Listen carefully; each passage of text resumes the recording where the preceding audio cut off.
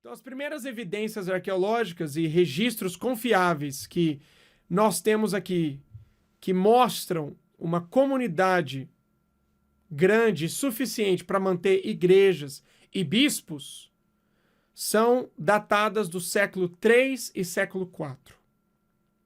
Então, as primeiras comunidades cristãs, tá bom? Que nós temos aqui, comunidades, eu não estou falando da presença cristã. A presença cristã, ela começa a partir do ano 43. Porque quando chega o exército romano, é o exército romano que vai trazer consigo a fé cristã. Porque muitos dos soldados romanos eram cristãos. Por mais que o Império Romano, em outras províncias, perseguia o cristianismo de maneira absurda. Não que não houvesse perseguição aqui. Mas vamos pensar um pouco. Nós estamos falando de um país, de uma província que está muito afastada. A maior preocupação de Roma, no caso do Império Romano, não é perseguir e matar os cristãos aqui na Grã-Bretanha. É manter a ordem e a paz.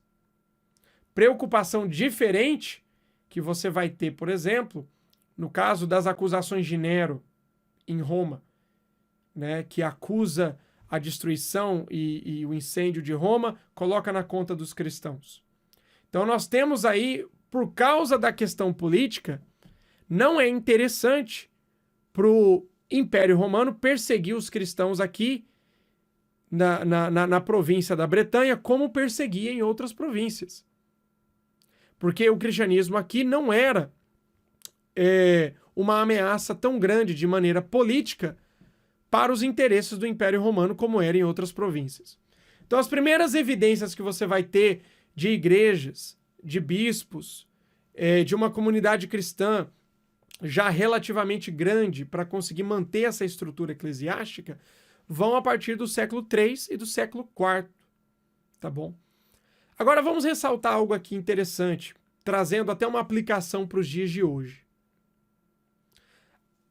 Por que você vai ter a formação, no caso aí de bispos? Por que você vai ter aí uma estrutura eclesiástica a partir do século III e a partir do século IV? Por que isso acontece?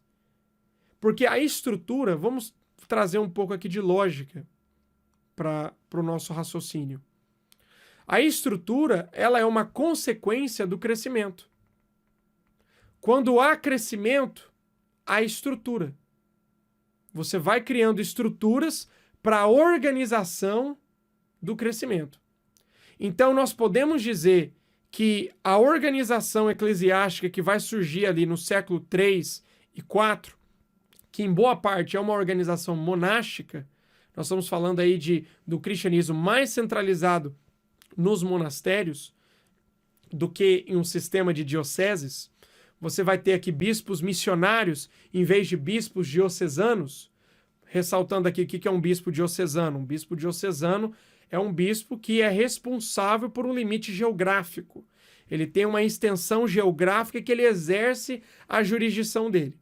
Então nós temos aqui presença de bispos missionários que vão ordenar os diáconos e presbíteros para a expansão da fé durante esse período.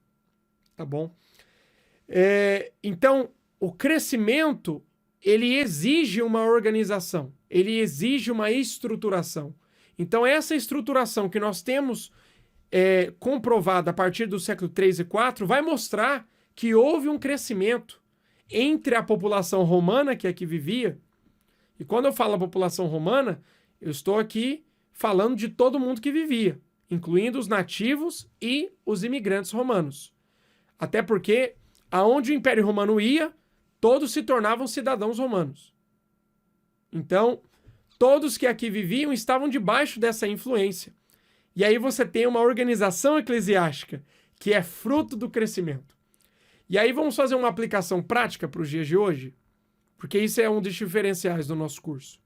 Você vai ver a preocupação de muitas igrejas ou denominações, ou até igrejas locais, de querer criar toda a estrutura, né, do dia para a noite.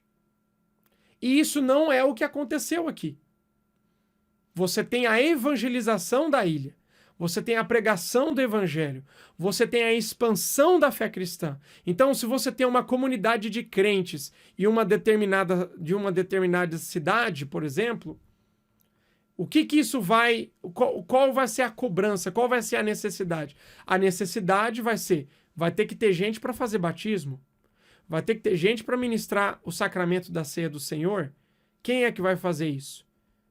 São os presbíteros e os diáconos. E para ter presbíteros e diáconos, você precisa de ter um bispo. Você precisa ter alguém para ir lá e ordenar essas pessoas para fazer esse trabalho. Então você vai ver o surgimento dessa estrutura porque há uma demanda, há um crescimento da fé.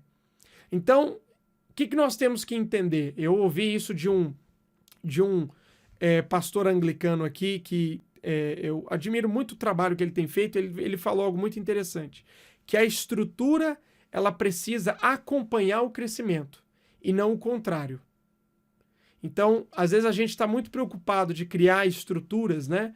Nomenclaturas, títulos, mas o que nós precisamos nos preocupar é com o trabalho mesmo de base, da evangelização, da expansão da fé cristã, porque foi isso que os primeiros cristãos que aqui chegaram se preocuparam. Eles não esperaram que Roma enviasse um bispo para cá para começar a evangelizar. Não, eles começaram a anunciar o evangelho e a fé foi se expandindo, né? Isso dentre tanto uma coisa que é interessante, que os registros arqueológicos vão mostrar, e muitos deles estão lá no Museu Britânico, a presença da fé cristã, tanto entre a alta sociedade romana, entre os governantes, entre aqueles que estavam envolvidos com a política administrativa e entre a classe mais pobre. Você acabou de assistir uma aula demonstrativa do curso de formação anglicana.